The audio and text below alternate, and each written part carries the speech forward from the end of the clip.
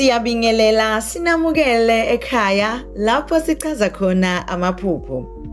Namuhla ke sizobheka izincazelo ngokuphupha unempahla entsha.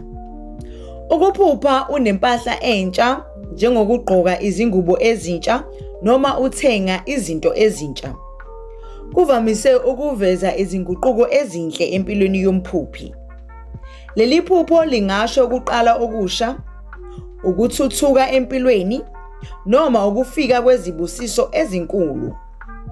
Kungaba uphawu lokushintsha impilo yakho ibe ngcono, ukuguqulwa kwemicabango noma ukufika kwamathuba amasha. Ngamanye amazwi, impahla entsha ephusheni imele intuthuko noma ukuzimela. Noma kunjalo, incazelo iyahluka kuye ngempilo yomuntu, imizwa yakhe ngesikhathi ephupha kanye nezinto ezenzakalayo empilweni yakho ngaleso sikhathi. Siyabonga, nisale kahle.